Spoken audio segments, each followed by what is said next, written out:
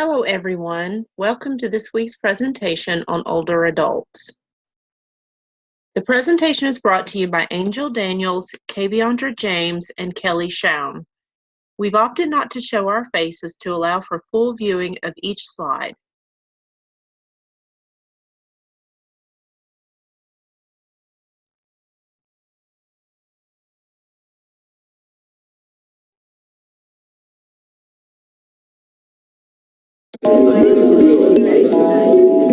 In the sunny state of Florida, connection and chemistry are brewing. I like the laugh.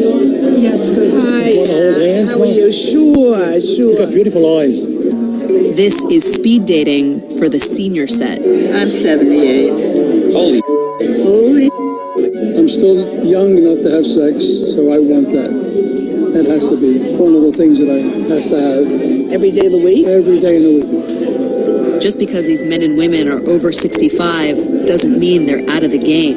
The first guy, he wanted to know if I could cook. Right? The next guy wanted to know if I could clean. Right? And the third guy wanted to know whether or not Oh my God. Are you kidding? That's the guy you like? And that was the guy I liked. Oh my God.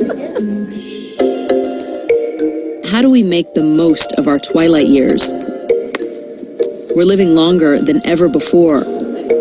Americans 85 and up are the fastest growing population in the country. My own father, Doug, is 75. Physically, he seems to have decades ahead, but his mind is beginning to show signs of decline, and it's worrying me. What did you do all weekend? I don't remember, to tell you the truth. To help my dad prepare for his future, I'm on a personal journey to look at the many ways America's seniors and their loved ones cope with aging. Some rely on a partner or love. He makes me feel like I'm 16 years old. Others count on family when they can't take care of themselves. I'm not the mother anymore. She's like the mother. And a rare few do it all on their own. I don't want nobody helping me do nothing if I can do it myself.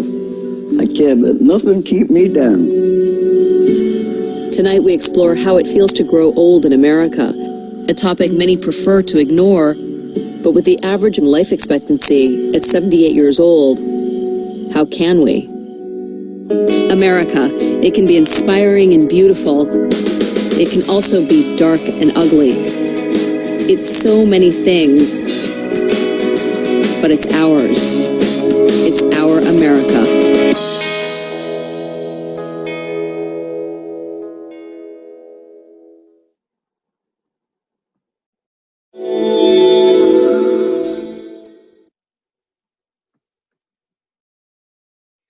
The 2016 census estimates that the U.S. total population of 65 and older at 49.2 million. The highest population of older adults is in the 65 to 74 age range at 27.7 million. For the ages 75 to 84, the next highest group is estimated to be 14.3 million. The oldest group of older adults is those 85 and older with an estimated number of 6.3 million. The female to male ratio shows a higher rate of females in all three age ranges. From 65 to 74, there's about 15.3 million compared to 13.4 million males, while the 75 to 84 range is 8.1 females to 6.2 males. The 85 plus population almost doubles the number of women at 4.1 to 2.2 million males.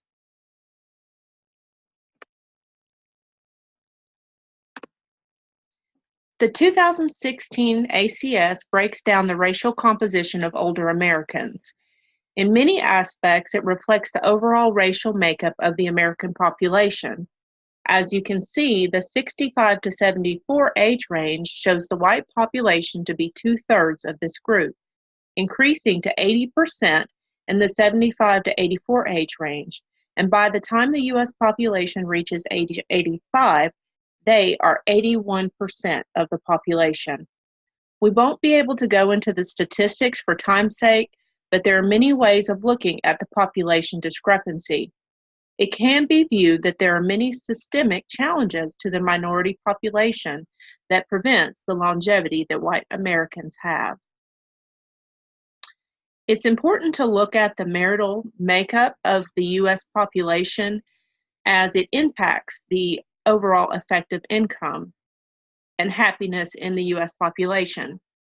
Most older adults have been married at least once in their lifetime. As the age progresses, those who have lost their spouse increases. Women are at the highest rate of being widowed, reaching 72% at age 85 compared to men at age 35. Education attainment is also important when viewing older adults in the workforce and the retirement benefits. For the older population, 65 to 74, 32% of males have a post-secondary education, while 22% of women have one. The labor workforce of the blue-collar workers has an increasing requirement for higher education, and much higher than when the baby boomers initially entered the workforce. The internet is also important to look at when you're looking at intersectionality for class.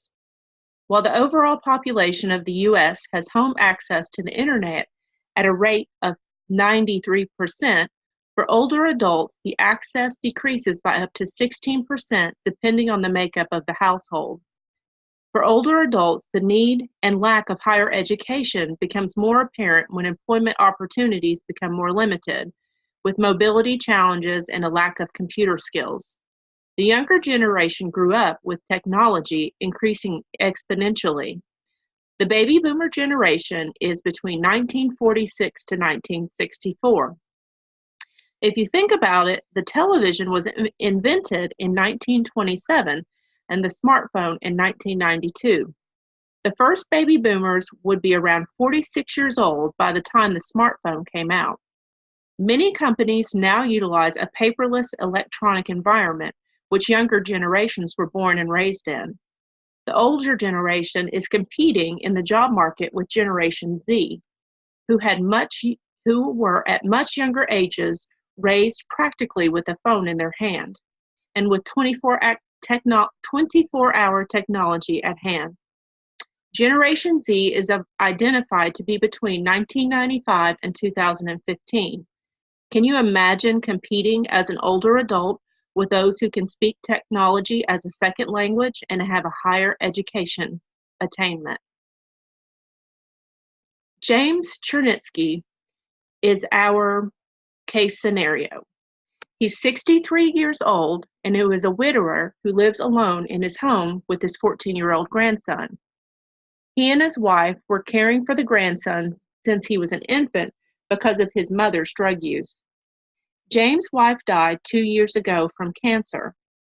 In addition, he lost his job as a middle manager in an industrial facility when it went through downsizing almost a year ago. He developed a painful rash on his arm and legs and head, and due to the pain, he finally consulted with a doctor who prescribed medication for the rash, which the doctor believed was stress-induced. During his appointment, he admitted to high levels of stress and growing depression. As a result, the doctor referred him to the behavioral specialist at the clinic. The specialist learned that James was aware of the downsizing, but he believed it would not affect him and thus was unprepared. He took the same approach to the rash, putting off seeing a doctor until the pain was unbearable. When asked to list his problems, they were as follows. He could barely pay his bills each month. He was afraid no one wanted to hire a 63-year-old man, and he could not contribute to his grandson's college fund. And he also stated that he was bored and sat home on his couch all day. While James does not have a specific race identified, for the purposes of this scenario, we will identify him as Caucasian. His intersectional characteristics include his age of 63 years old and being a Caucasian male. He is less than 2 years away of assuming the identity of the U.S.'s designated older population. However, many may already view him as an older adult based on the United States societal views on aging. He will have some benefits as a white male, but will struggle with his age in the overall societal view. He has a daughter with chemical dependency who has been unable to raise her child. This also comes with its own challenges and stigmas. James has become a single parent to his grandson, raising him since infancy. His wife co-parented with him until her death 2 years ago from cancer. He has had no noted counseling or guidance to address his grief, and the role changes from grandparent to parent, as well as now being unemployed. While he had prior steady employment and was in middle management, he is less likely to have a post-secondary education that would provide for additional marketability when pursuing employment.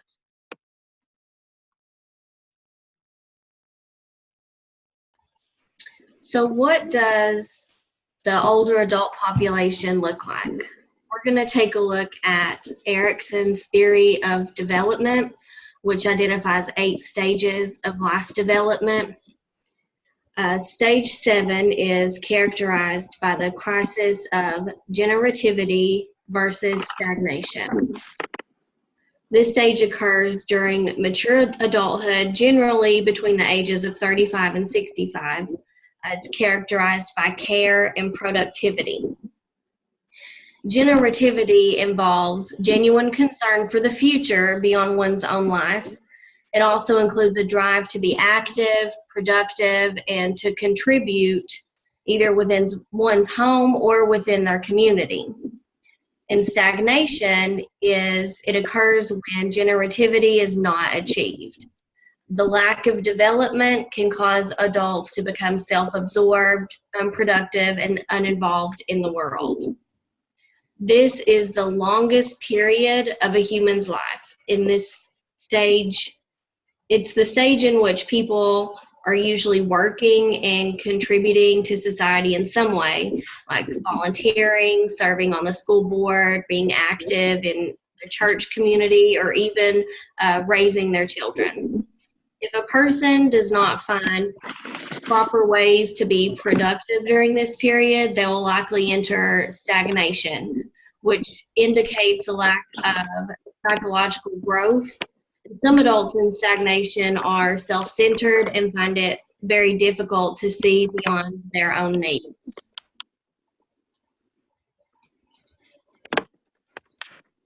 The 8th stage is characterized by the crisis of integrity versus despair. This stage generally involves wisdom, contentment with one's life.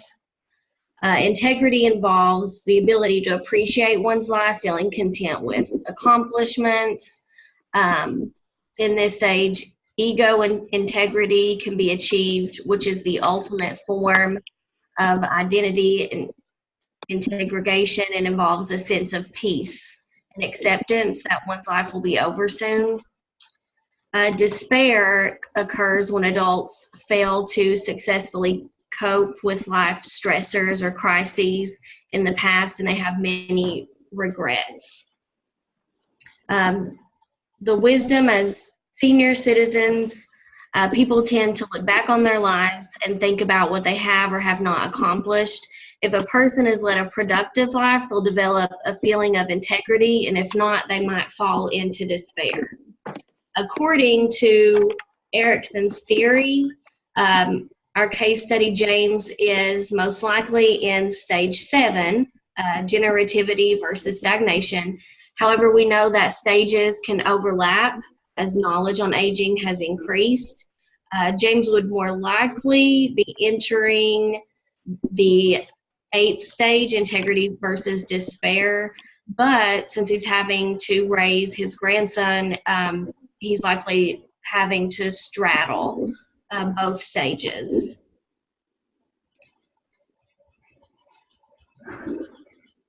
So as just stated in the previous slides, James is straddling 2 of Erikson's stages due to a non-normative event that occurred in his life.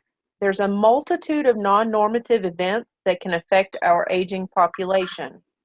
James is specifically dealing with parenting a child again as a grandparent, with the added challenge of becoming a single parent and loss of steady employment, having not yet reached retirement age.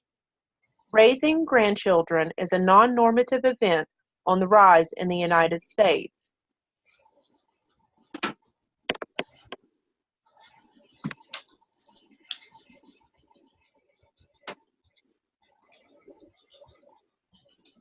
Let's call it an emerging social issue here in the Tri-Cities, the child care generation gap. And that's when children are being raised by their grandparents. Their parents really no longer in the picture. Jordan Moore found out it's part of the fallout of the region's opioid crisis. Well, Josh, Sherry, you know, it's an issue we talk about often, the numbers, the deaths, the overall impact this crisis has had on the Appalachian region. But one thing you may not realize is that because of this drug abuse, and specifically opioids, grandparents are now making a sacrifice so many of them never saw coming. It was marijuana, but that led to opiate abuse. My daughter was actually shooting up Opana. An addiction so powerful, it's torn Talina Martin's family apart. After a run-in with the law, Martin's daughter would seemingly disappear. She took off up north to avoid child support. She's abandoned her child, just like his father, his biological father, abandoned him at the age of 2. I'm angry at her for what she and his father have put him through. Leaving her with a responsibility greater than she ever expected to take on at her age, as Martin has now been the primary caretaker of her grandson for the past 5 years. Yes, I refer to him as my child. I mean, it's going to be a permanent thing. A situation that does become permanent for most, as family advocate Sarah Grindstaff explained. You know, I've worked here for 4.5 years, and I can count on one hand how many times that the kids have actually went back to their biological parents. Grindstaff is part of the Relative Caregiver program that stretches across Northeast Tennessee. Right now, we have 114 families in the program, and that's barely scratching the surface. Families that find themselves in this program usually have a similar story to tell. Over half of our clients have custody of their children due to drug abuse by the biological parents. They usually open up to us and tell us what type of drug use, and majority is due to opioid use. And the term relative caregiver is becoming more common throughout our region. It's an unexpected financial burden. They were never expecting, of course, to have to take in grandkids. Like here at the Elizabethton Boys and Girls Club. The last time I pulled the numbers, we had about 14% of our kids were living in homes that didn't contain a parent. As grandparents, just like Talina, are having to adjust to a new normal for their everyday life. We are homeschooling. And, you know, as you get older, you start forgetting things. So I'm picking that back up. The curriculum is very different now as well. So, you know, they're having to reach out to tutoring services and things like that. And all of that stuff costs money. And in downtown Johnson City, we'll make sure that you guys are fine. At Good Samaritan Ministries, grandparents coming in seeking our services have increased well over 7% for this year. Most of the time they come in for food assistance, utility, housing assistance. Martin said, while this may not have been what she envisioned for this chapter of her life, she wants her grandson, who she calls her son, to know this. I love him. I'm not going anywhere. I'm in it. I'll be here for the rest of my life. And if you or someone you know is a relative caregiver, there are numerous resources available for you right here in our region. We've posted a link to some of those on our website, WJHL.com.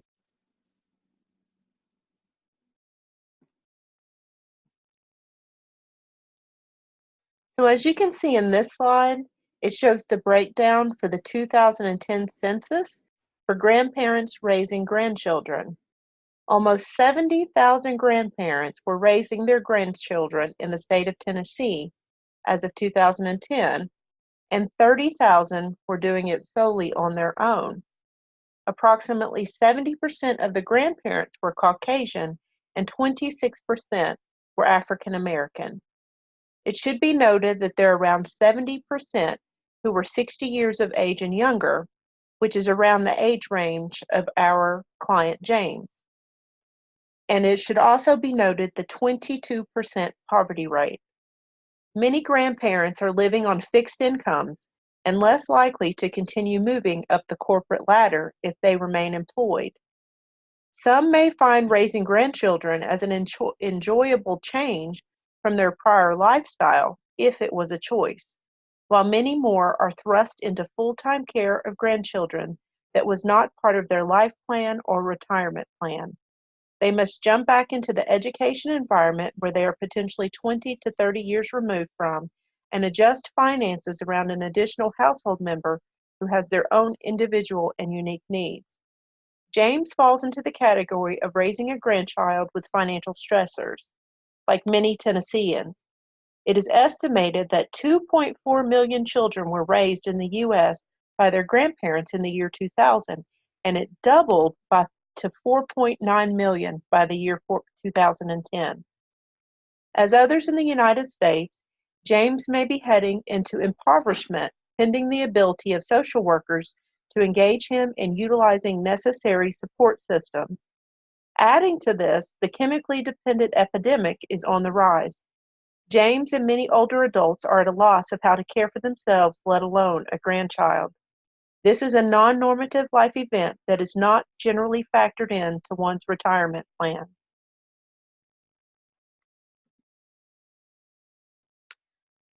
Financial stability, as we addressed above, is something that James is struggling with.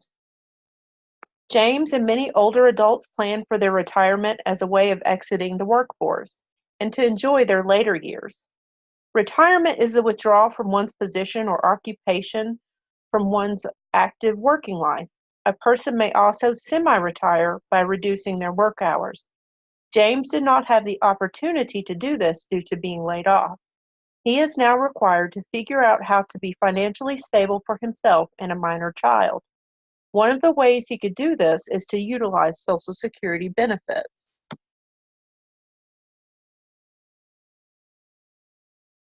It is not a Democrat issue or Republican issue. It is an everyone issue. And even though we talk about it a lot, let's be honest, a lot of us don't know much about it. Nicole Lappin is here now. Nicole, help us with some facts on Social Security. Yeah, because we all need to care about it. We pay into it every single month, every single year, more than 12%, half by you. Ouch! Half by your employer if you're self-employed. You know that you pay all of that yourself. Social Security, of course, is a largely pay-as-you-go system, which essentially means today's workers are paying benefits for today's retirees. So when it was created in 1935, the Social Security program paid benefits only to the retired workers themselves. Then the law was updated 4 years later to add survivor benefits and benefits to the retiree's spouse and children. Disability benefits were added in the 50s, and those, Tony, still stand today. The retirement age when the program started was 65. That changed in 83 to 67. The first monthly Social Security check was paid to a retired legal secretary, Ida Mae Fuller of Vermont. We have a picture of her. In 1940, she paid $25 in Social Security taxes. She went on to collect almost 1,000 times that, almost $23,000. And Tony, some say it is a totally different story today, that we are actually paying into the system more than we will ever see, more than we will actually get out, unlike Ida Mae there. So, Christine Roman says, consider it the gravy on your retirement plan. Yeah. And a lot of people are talking about that on the blog right now. What do you do for yourself? Join the conversation, CNN.com/. Is it your blog or is it? It's your blog. It's my blog? But I'm updating it for you. And you have to remember the URL because we had some issues with that yesterday. CNN.com/. Newsroom. Okay, there you go. Thank you, Nicole. So, as you heard, it was initially enacted to work with or to support the elderly. It was created to provide a social welfare for the aging and was added for disabled citizens and spouses of children in the event of death within a household. The program was set up as a safety net for the citizens of the U.S. during the Great Depression. As the video points out, benefits paid into Social Security by taxpayers begins at different ages. Retirement age is different depending on one's date of birth for those planning to utilize Social Security benefits. James is 63 years old, placing his year of birth approximately 1956. Based on the Social Security calculator, to receive full benefits, he must reach the age of 66 years and 4 months, which is about 3.5 years away. This means he will have to continue in the workforce to avoid extreme loss of Social Security benefits. It should also be noted as the population overall ages, those paying into Social Security will decrease. It is estimated Social Security will run out of money by the year 2035. This will require a reduction of rates paid out and potentially cause poverty rates to rise for the older population or force them to remain longer in the workforce. SSI was created to lift the elderly out of poverty. Unfortunately, with the rise of healthcare costs, continued inflation, without raising benefits, Social Security has not kept up with the older adults' financial needs, causing a wealth gap for many seniors. I would highly recommend anyone who is working with older persons to become familiar with Social Security benefits and other retirement options in place for older adults. When Social Security began, 15 people paid into the system for every one person receiving benefits. It is now down to approximately 3 to 1. The system will have further strain as people live longer. Social workers should engage with older persons around better retirement plans that do not weigh so heavily on planning to utilize Social Security benefits. Social workers should also advocate for benefits not to be diminished and address other contributing factors to the wealth gap, putting a strain on the older population. James is not financially stable to retire. He's also not eligible to obtain full Social Security benefits due to his age. As James is a male, any employment opportunity could potentially pay at a higher rate than a female based on historical trends of females earning on average less than men in the workforce. But he must also cope with the challenges from those unwilling to hire someone of his age and the added responsibility of caring for a child who needs a college fund. And he's likely to also obtain less than the level of prior employment.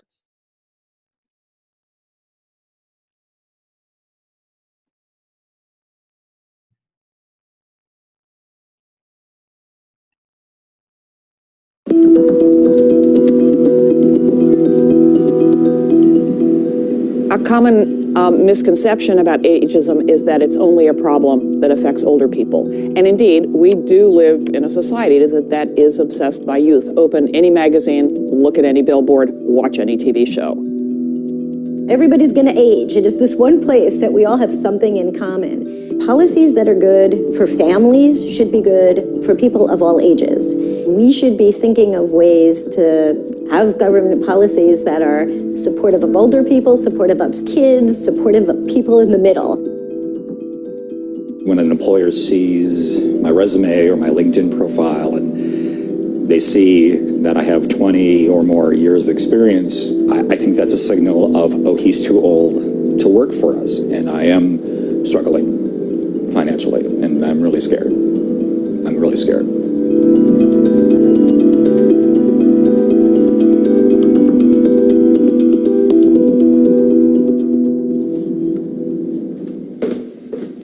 I've been struggling to find work for a couple years now. When I eliminate all the other options, it seems like one of the big things is because I'm over 50. It's just sort of some impressions and vibes, and that's really, it's so ephemeral, I can't really pin that down. I mean, I've had some really great phone interviews, and it's fast and snappy and terrific and amazing, and then I walk in the door, and there seems to be a mood shift. Now my partner has a great job, but he can't support us both, and especially not in New York. We can't kind of sustain this rent without me also working. I've had some really bad bouts of depression. I think the night before, okay, tomorrow's gonna be the day. I'm gonna get up at 6 and I'm gonna job hunt from 6 in the morning till 7 at night, and I'm not gonna take breaks, and I'm just gonna power through, and I'm gonna just get to the numbers game.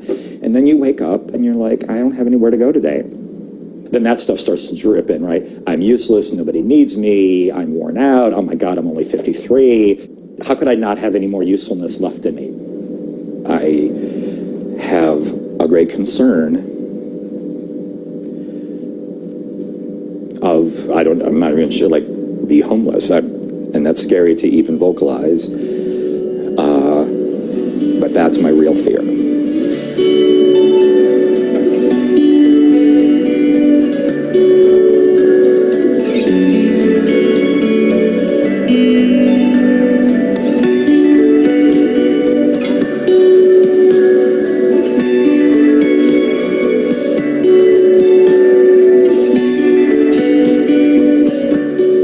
Had a lifetime to internalize these messages, and most of us it's never even occurred to us to challenge them. For example, I stopped blaming my sore knee on being 65 because my other knee doesn't hurt and it's just as old.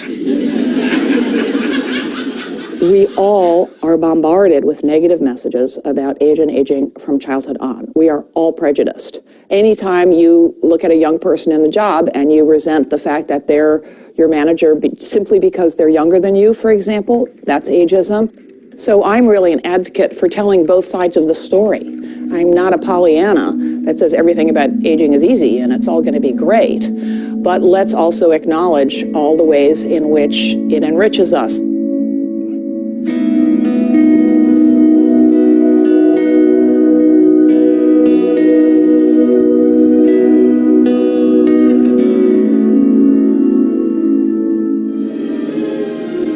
Social Security.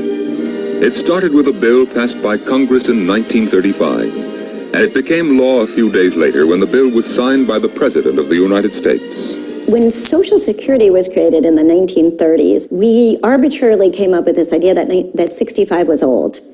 And we've never adjusted it in all of those years, and life has changed a lot. This Social Security measure gives at least some protection to 30 million of our citizens who will reap direct benefits through unemployment compensation, through old age pensions. We all know that we're living longer, we're living healthier lives, yet we're kind of stuck in this notion of what old is.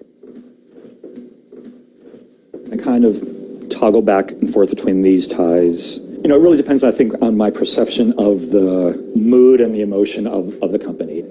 When I'm preparing for an interview, I really am always mindful of my hair and my beard.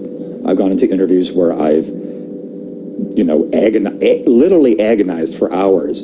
And that's, of course, incredibly frustrating. A couple years ago, there was a young lady, and maybe her mid-20s. She said, well, my friends can't find jobs. You know, the baby boomers, they just need to, you know, give us their jobs. They need to stop working. They need to stop working. And it kind of made me kind of scared. And then I kind of looked at her in a different way because I thought, oh, she's not on my side. She's my opponent. This zero-sum game approach just gets us into a lot of trouble. Advocating for older people does not mean forgetting about younger people. So it's really important that we start thinking about how do we lift everybody's boat and how do we not think of it as a competition for resources.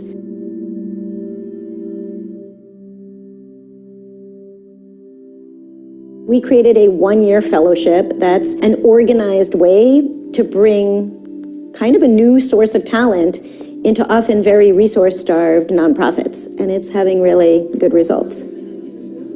The idea is not to elevate the status of older people to be higher or better. It is to try and figure out a way to live together where the difference between old and young, which is real, is respected, where we capitalize on certain things, you know, that younger people possess physical energy more of, and that older people possess experience, and build on each other's strengths, of course. So what I do here every day, I sit at this computer and I write endless letters, cover letters, emails, short notes. I'm reaching out to acquaintances, friends, people I don't know, trying to be confident and upbeat. But it's not really easy, and I'm really struggling really hard. I'm healthy and I'm alive and I'm smart and I can think and I can work. I just, need to work.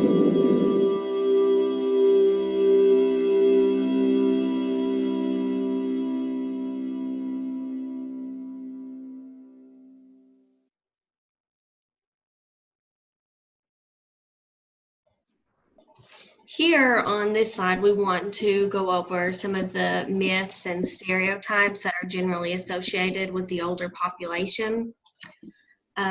Generally, people associate aging with intellectual decline, and older adulthood is usually viewed as awful, and they're usually treated as second-class citizens.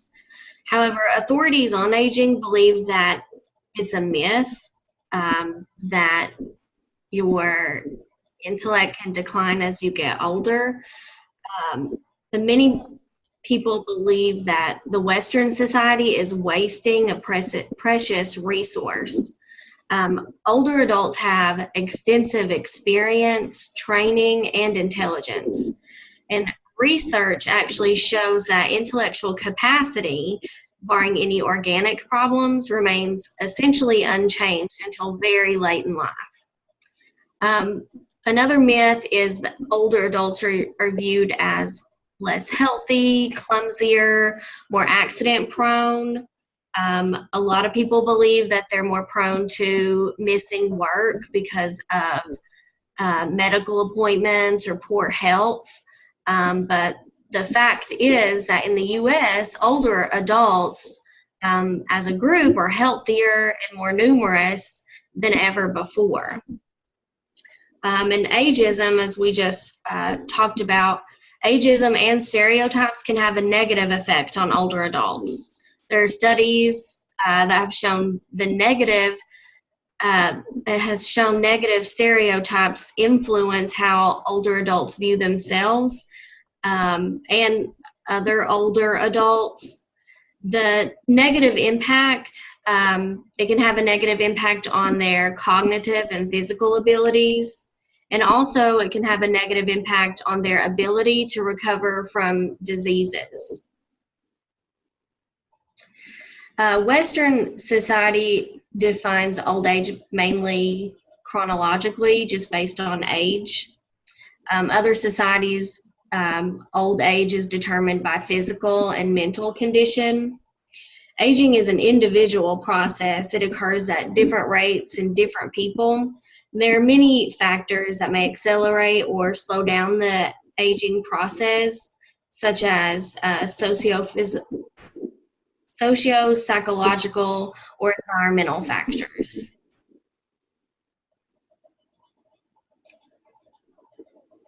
So reviewing James's ecological system perspective, as you can see from the micro, James has a very small identified resource system, and it will be extremely important to identify resources available and not yet utilized that can be easily incorporated into the family dynamic, such as family friends, extended relatives, neighbors, professional and unprofessional relationships as well.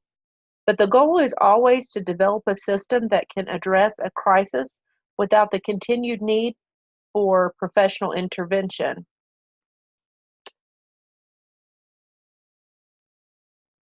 On the meso level, James has engaged in the medical system by seeing a doctor for his rash and accepting medical care. However, he does not have a chronic ailment, and medical care is not a central need for him currently. He has also engaged in contact with a behavioral specialist, indicating he has reached a level of disparity in which he is willing to utilize a social worker and other supports. The grandson also attends school, and education is a concern for the family, thus some of James' worry for his ability to provide for further education advancement. On the macro level, the family's community and neighborhood at large may be an untapped system. We also need to identify that there are local and state services, including mental health communities that could include social workers for the family to pull together positive service provision.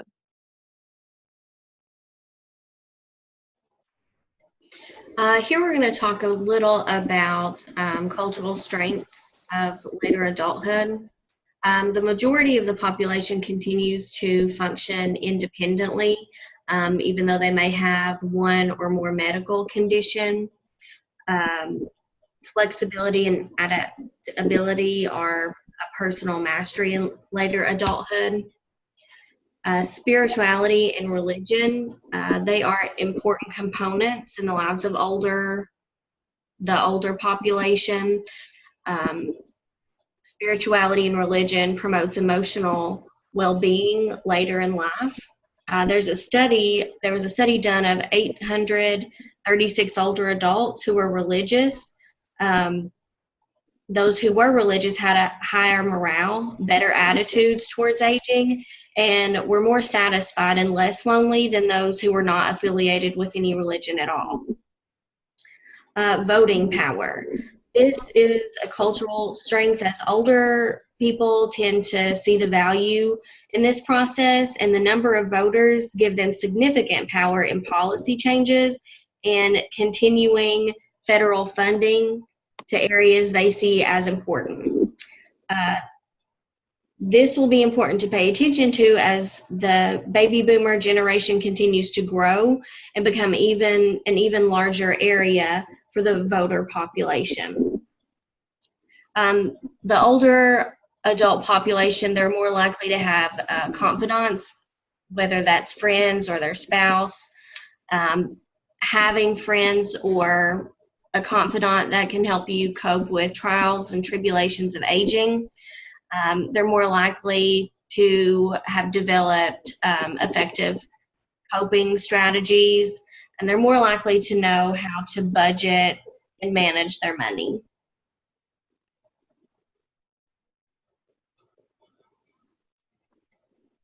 With the natural support system for our client, which was James, he had very few identified natural support systems, but one that we saw was that he had a long-term housing, and we saw that as a strength.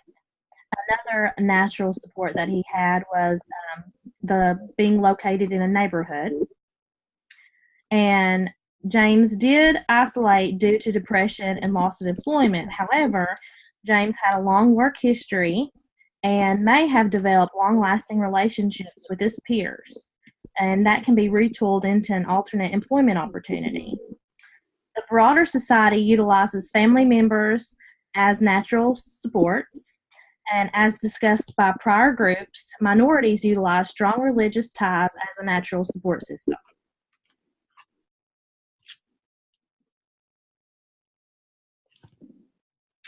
With professional supports, we have Medicare. As of 2013, 52.3 million of American population were on Medicare. Of those, 43.5 million were 65 years older. Medicare was initially set up to help the elderly with the financial burden of medical costs.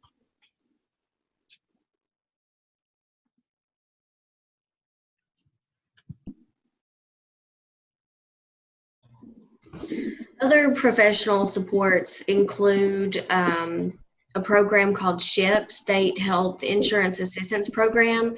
It's for Medicare participants. It's a national program. It's free. It provides objective one-on-one counseling, information, and it helps people with Medicare, people who may need Medicare, or if you're helping someone try to sign up for Medicare. It's objective in regards to insurance companies. They can help people make informed decisions regarding their medical coverage. The National Family Caregiver Support Program, this provides help for families to care for older relatives with chronic illness or disabilities, or to grandparents or adults over the age of 55 to care for minor children that are in their custody. This program provides respite care, counseling, support groups, homemaker services, numerous services. SAIL, Staying Active and Independent for Life. This is an evidence-based strength, balance, and fitness program for adults 65 and older. It involves exercises to improve strength, balance, and fitness, and it's really focused on making sure the participants stay active. The chronic disease self-management education. This program provides older adults with tools to help them better manage any chronic conditions such as diabetes, heart disease, arthritis, depression, any type of chronic pain.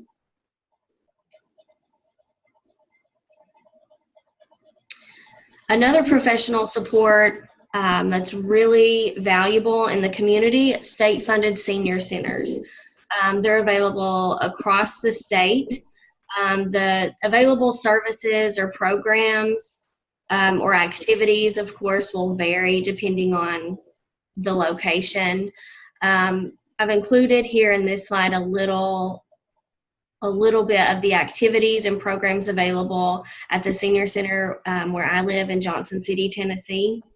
They have fitness, hiking, support groups. They have outings to local theaters, plays, orchestras. Some of the activities are free. Some of them cost as little as $1. Most of the classes and activities, they're all geared towards participants aged 50 and over.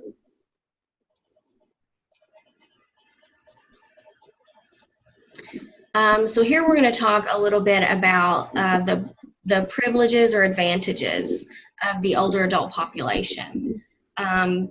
They're generally can be recognized as having valuable knowledge, contrary to the widely held belief that the older population is clumsy, slow, takes more time off work. They have a more positive attitude. They have lower on-the-job injuries, lower absenteeism. They make fewer mistakes, and they have lower turnover rates. So they're more likely to stay with the company. They actually are eligible for reduced college tuition, anyone over the age of 55. Some colleges actually offer free tuition to anyone over the age of 65. Members of some organizations, such as AARP, offer some travel discounts to promote staying active and traveling. Medication and lifestyle changes utilized for longevity and preventative measures. Exercise is an effective way for the older population to maintain muscle mass and even cognitive abilities. Their voting power, I know we talked about it in an earlier slide. 61% of citizens age 65 and older voted in the November 2010 election. This was the best turnout of any age group that voted. More than half, which is 54%, of those aged 55 to 64 also cast a ballot. People under the age of 45 are actually much less likely to vote. Just 37% of the 25 to 44-year-olds made it to the polls in November 2010. So this is important to pay attention to as the baby boomer generations continues to grow. There's actually an article located in our reference page as to why the older adult population are more likely to vote. I would recommend reading that one. So here are some of the risks and disadvantages.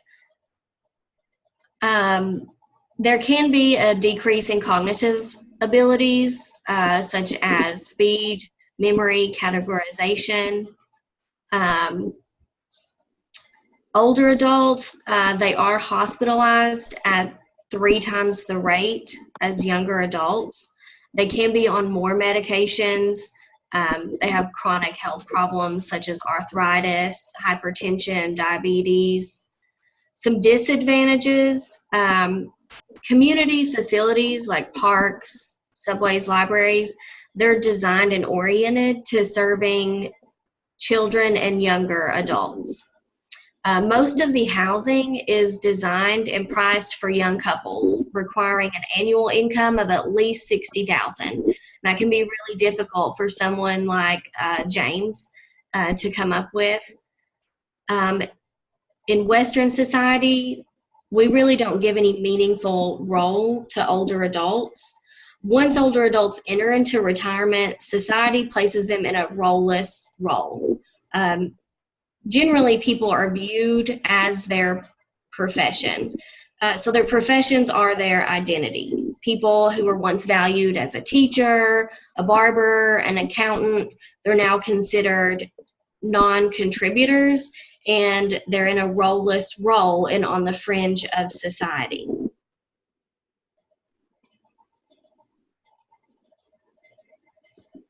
Similarities and differences with subgroups. Privilege, power, resilience, and advantages. Grandparents raising their grandchildren maintain cognition longer. As older people are living longer, health and preventative measures are taking hold. Urban population, access to more services and transportation. Some risks are as follows: financial instability with raising grandchildren, loss of employment without reaching Social Security age or prior to retirement age, limited family support with adult children and drug use, incarceration, discrimination based on race, gender, LGBTQ communities, rural areas, less access to formal support systems.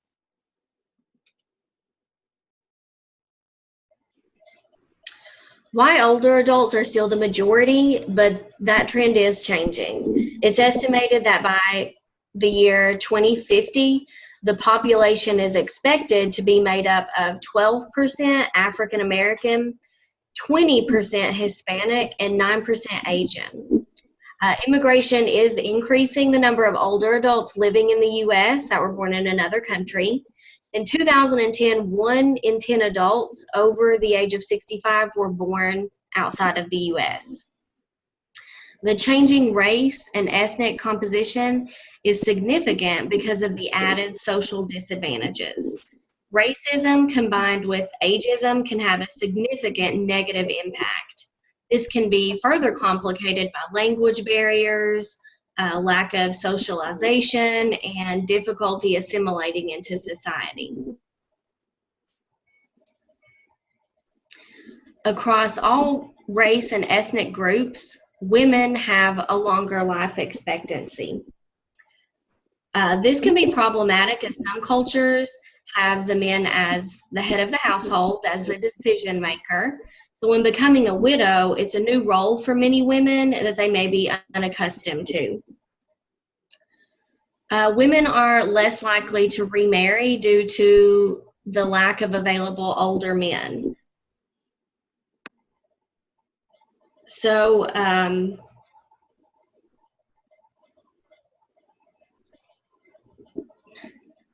in reviewing ethical responsibility to our client, we have to think of self-determination.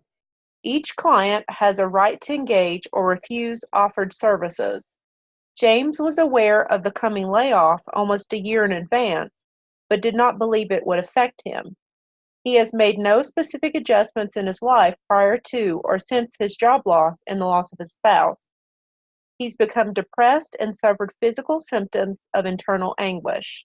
Social workers cannot force clients to utilize services, but can help by identifying positive outlets such as financial, social, and emotional that can benefit and promote long-term life enhancement. Social workers and counselors can help develop a plan of action utilizing pros and cons of inaction and identified resources. Many older adults have built a life of independence, and when this is suddenly taken away, they are expected to just be okay with others dictating their life. It will be important to gauge the willingness of each client for interventions and understand the difference between flat-out defiance and challenges of accepting outside support. It would also be good to find quick wins they are open to and build rapport for a good buy-in. Competence is also important in working with older clients. James has a unique circumstance for his age. His non-normative life events of a chemically dependent daughter and caring for a grandson since birth warrant unique understanding. There needs to be a specific skill set to address the challenges with the non-normative circumstances. Grief process is also an area to pay attention to as he has lost his life partner to disease. Social workers should only address the areas they are competent to work in while being empathetic to clients' individualized needs and to help them locate a more appropriate resource to fully address all areas. Cultural awareness and societal diversity can be a challenge even for social workers who are taught to see clients from a non-biased perspective and root out their own implicit bias. Social workers should go into each client engagement with the belief that the client is the expert of their life and engage from a strength-based perspective. They should never look at a client as a statistic, but attempt to find the positives and build upon them in a respectful manner. As stated earlier with competence, the social worker should help the client to understand they are there to build a team that is able to comprehensively address all deficient life areas. Services will not likely be provided by one person depending on the individual's needs, thus the requirement for a multi-layered approach and a need to bring in other competent professional supports. It is also important for an interdisciplinary collaboration. It's a team effort. James has had non-normative life events and financial hardships. The social worker should seek out and build an interdisciplinary team to meet client-specific needs. The team should collaborate with the client to develop a treatment plan, identifying strengths to build upon. The social worker is responsible for ensuring a client-centered approach and establishing clear expectations for each team member, adjusting as necessary when new challenges arise or are resolved. With the conflicts of interest, in instances when dual or multiple relationships are unavoidable, social workers should take steps to protect clients and are responsible for setting clear, appropriate, and culturally sensitive boundaries.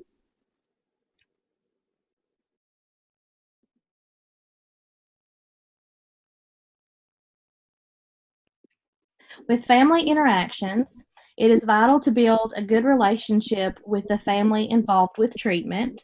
Grief is a conversation the client needs to guide, and supportive listening and validation are important for working through the steps of grief.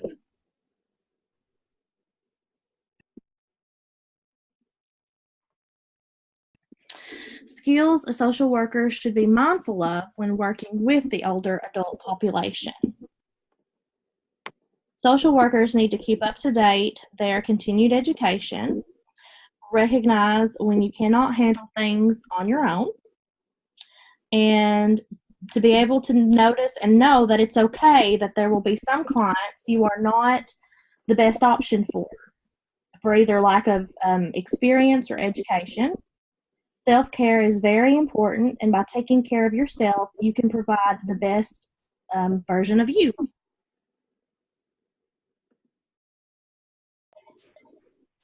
Some things you want to consider when working with the aging population: cognitive speed, memory ability.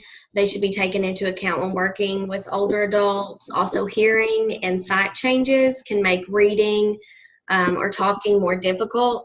So just be mindful of your communication a lot. Sometimes people want to use a tone like you would use when you talk to a child, or like a sing-song voice when you speak to an older individual. You want to avoid that.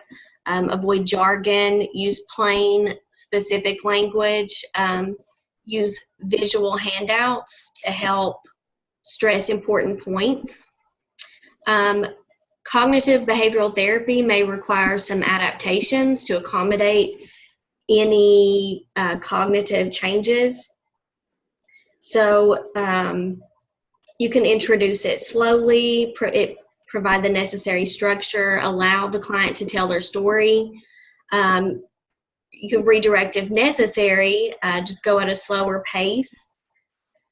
Sexuality and intimacy, that's very important. That's very important to a lot of people, regardless of age. The attitude about sexuality in older adults is usually that it's undignified or that sex is just for younger people.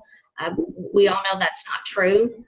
Sex and intimacy is very important, and as social workers, it's important for us to normalize their choices. So whether they want to continue or they want to abstain, we want to normalize that, be open and matter-of-fact about sex, asking questions, are you having any sexual side effects, and does that bother you? If sex is no longer part of their intimacy routine anymore, that's okay too. So some beneficial interventions for working with the older adult population: social support and psychosocial education have been shown to help adults over the age of 60 deal with transitions or changes that come up during later adulthood. If a client even just believes that social support is available, whether through existing friends, family, or through professional supports like day centers or counselors, the negative effects of stress can be reduced significantly, and the client can view the situation in a more balanced way. Reminiscence therapy is also shown to be beneficial in the treatment of depression in older adults. It's a process of recalling the past. Older adults use this to create meaning and integration for events throughout their life. Problem-solving therapy has also been shown to help in dealing with the here and now.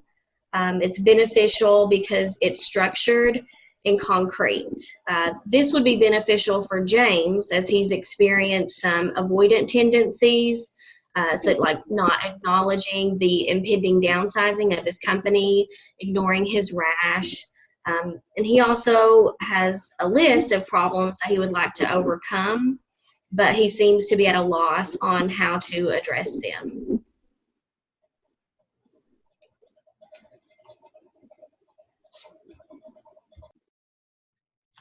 The macro issues, social and economic justice. First, we talk about the diversity and minority issues. And some examples of those would be the importance of a strength perspective framework when working with older adults. So it's best for us to look at what they can do instead of what they can't do. And it says the current system is not set up for the family members to provide long-term care for older adults. So there's inadequate resources to support the necessary intergenerational policies and programs. So we need to be aware of the barriers to access around the use of assisted living by ethnically diverse older adults. The next one is poverty. The poverty issues, it's a social problem that affects kinship care families, also affects lower income families, and they suffer the most. Oftentimes, there are stigma and shame associated with grandparents raising grandchildren in kinship care. If a grandparent receives Medicaid, the grandchild is not always eligible. Grandparents have to be 60 or older to qualify for many programs for the national family. Malnutrition. The older adult population is the most consistently malnourished segment of our population. Chronic malnutrition in older adults can be contributed to the lack of transportation to get groceries, lack of knowledge about nutrition, poor teeth or lack of dentures, and lack of money to purchase nutritious foods. Health difficulties would be the medical profession is at the mercy of the pharmaceutical industry, and it keeps fostering health disparities. Issues regarding Medicare Part D are very complex. There needs to be an increased access to care, and quality of care seems to be a problem. Transportation issues affect access to care as well. With the rising cost of healthcare and other services, that's pretty much self-explanatory. With housing, less expensive facilities often offer lower quality of service.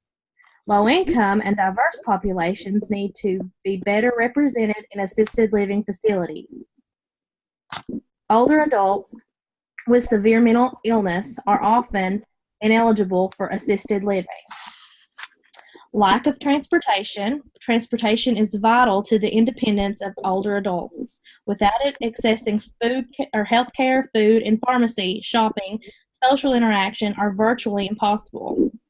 My Ride Tennessee is a program for adults over the age of 60 that provides transportation to doctor appointments, grocery shopping, and a variety of other destinations. It is not as widely available throughout the state, but you can find locations at tennessee.gov. Elder abuse. Social policy needs to make available assistance to people who need it because social justice demands that services are made accessible to all victims and potential victims of abuse. The Elder Justice Act is an example of social policy that promotes social justice as a policy issue for older adults. It reinforces the social contract and addresses the common good. Financial abuse can be addressed by educating and information. Loss of jobs is a social justice issue as well as a risk factor for all forms of domestic abuse.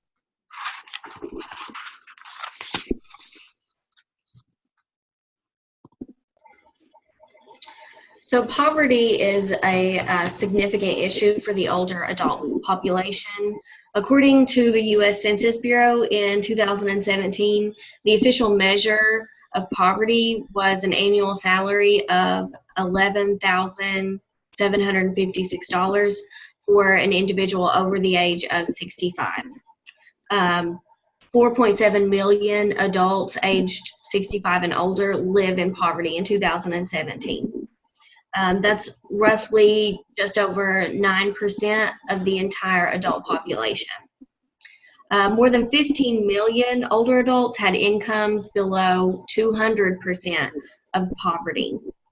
The poverty rate among the older adult population increases with age, and it is higher for women, African Americans, and Hispanics, and those who are in relatively poor health.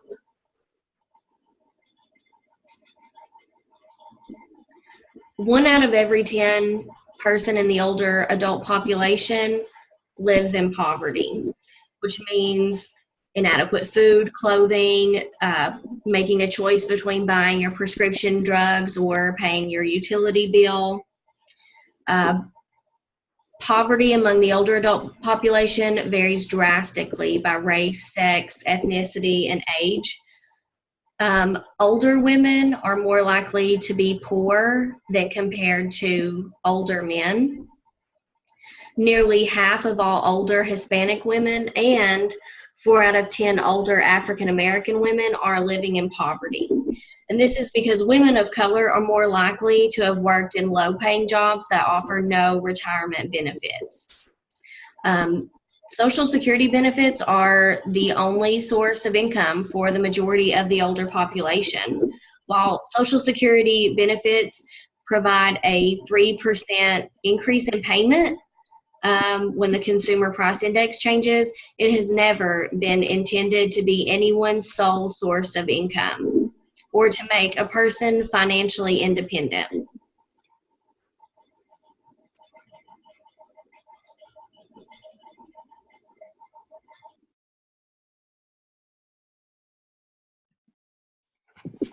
With elder abuse, physical would be intentional infliction of pain, injury, psychological infliction of mental anguish, financial, illegal or improper exploitation of assets or property.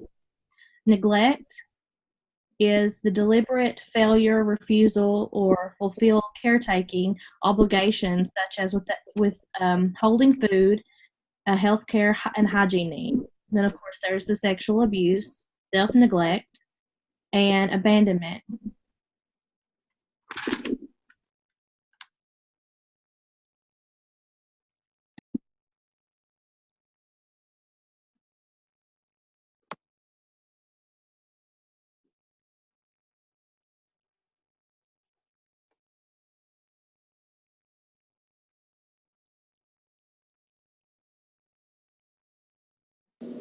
Last year, the General Assembly voted to create a special task force to look at the growing problem of elder abuse in Tennessee. Yeah, experts say more and more seniors are finding themselves victims of financial abuse and scams. Our consumer investigator Jennifer Krause tells us just how big of a problem this has become. Some really surprising statistics were presented to the Elder Abuse Task Force when it met this week and began looking at what Tennessee can do to address this growing problem. I call it early inheritance syndrome that we deal with these abusers. They just cannot wait to get their money on their inheritance, and so they take steps to intervene with the natural order of things and obtain their inheritance early. Attorney David Callahan is a estate planner who says he sees the fallout from the financial abuse of the elderly almost daily now. And while 2/3 of the victims are women, most of the abusers are men between the ages of 30 and 59. And most, about 90% of the abusers, are family members, either children or grandchildren, followed by caregivers and professional con artists who target older adults. Elder abuse is more closely associated to child abuse than anything else. It has some additional challenges that aren't faced in child abuse cases that make them even harder to detect and harder to rectify. Callahan told the committee the problem is that the elderly all too often rarely leave their homes and have little contact with the outside world where someone might be able to help them. And Beverly Patnick with the Council on Aging told the task force that especially when family members are the abusers, there are many reasons the victims don't report it. They're ashamed that their family members are behaving that way toward them. They're in denial. They blame themselves. Their fear of the abuser, retaliation, being forced to leave their home, fear of losing their independence. Mom, if you don't give me your Social Security check, I'm going to put you in a nursing home. We hear that so many times. The top scams, she told the task force, that target the elderly, roofing or other house repair work where the con artists take the victim's money and never do the work. Magazine subscriptions, where the elderly are convinced to buy a year's worth of subscriptions they'll never read. There are the calls supposedly from grandchildren who claim to be in jail and need the grandparent to wire bail money. And calls insisting the elderly person failed to show up for jury duty and now must pay a fine. We've reached great frustration with the current structure of the elder abuse laws. We've reached, no offense to you, but we've reached great frustration with the district attorney's office's lack of willingness to pursue these cases. The elder abuse laws in Tennessee have not been updated in many years. This group, once they've identified what needs to be fixed, will then make recommendations to the General Assembly on how to fix it. That report is due in January when the legislature reconvenes. Jennifer Krause, News Channel 5 investigates. The Council on Aging says education is key to keeping seniors safe from scams. The council offers monthly scam alerts and tips, and you can sign up for them on their website. We have a link to their site on ours. Just go to newschannel5.com.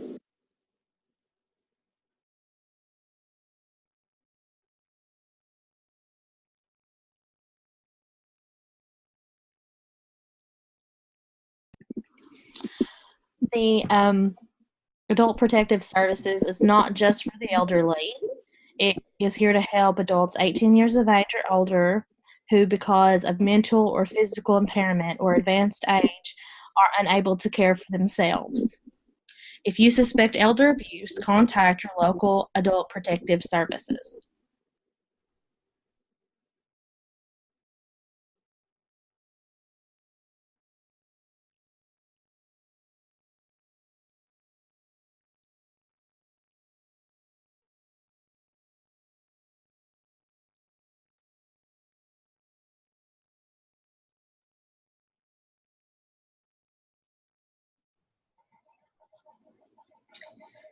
So the Older Americans Act, it's an act that funds critical services that keeps older adults healthy and independent. It funds a lot of the resources that we have talked about or going to talk about in this presentation.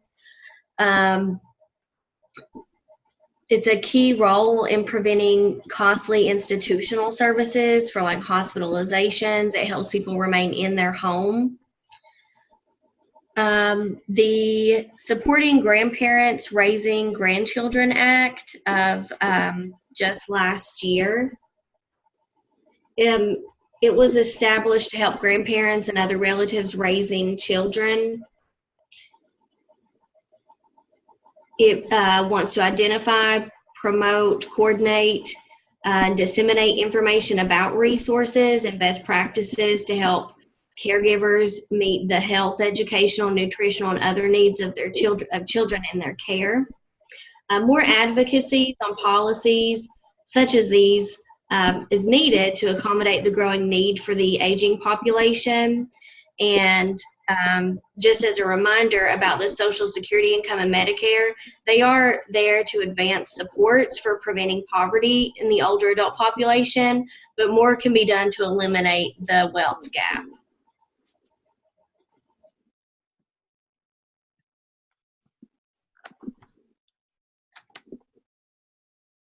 With the Age Discrimination in Employment Act, discrimination on the basis of age in hiring, promotion, discharge, compensation, or terms, conditions, or privileges of employment.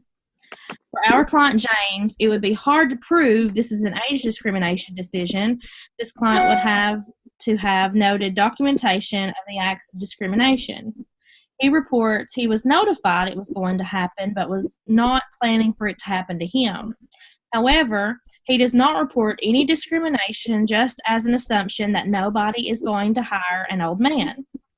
With advanced directives, you really need one for mental health and one for physical health. This way, they are both addressed. Otherwise, your physical advanced directives will not cover your mental health needs.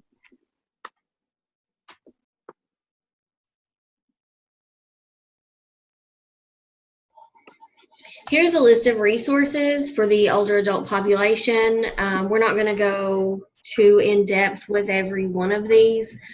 Some of them that you may or may not be familiar with, like the homemaker services. This is where someone will come into your house to perform household tasks that an older adult may no longer be able to do, and they can do it for free or at a reduced cost. Telephone reassurance, that's a service that's provided either by volunteers or an automated phone service that calls in to check on people, and it is funded by the state, and it's located across the state of Tennessee. The foster grandparent program. I'm not sure how widely available this program is throughout the state. I know there is one in Knoxville. This program employs low-income older adults to help provide care to children having special or exceptional needs. They do offer 20 to 40 hours per week, tax-free, and they also include mileage reimbursement.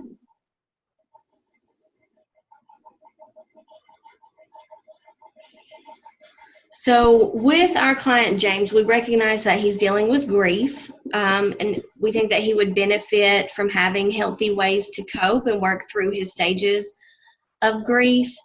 Isolation is a challenge to the older adult population as they decrease from the workforce and having partnerships. They also have additional medical challenges that may limit their mobility to cause further isolation. So some ways to combat that is you can attend bereavement groups, there are senior citizen groups, family therapy, a number of ways.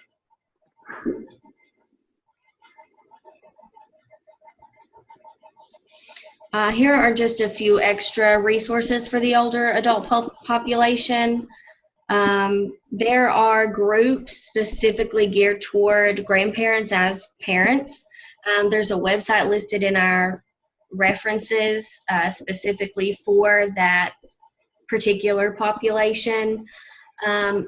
NAR Anon, it's a family addiction support group. Their website is also listed in the reference slide. So the importance of working with older adults, why it's important to know about this population. This population is the fastest growing segment of our population. There are now more than 10 times as many people over the age of 65 as there were in 1900. In 2010, the Census Bureau, according to the Census Bureau, there were about 38 million people over the age of 65. And as you can see, by the year 2030, that number is set to increase significantly.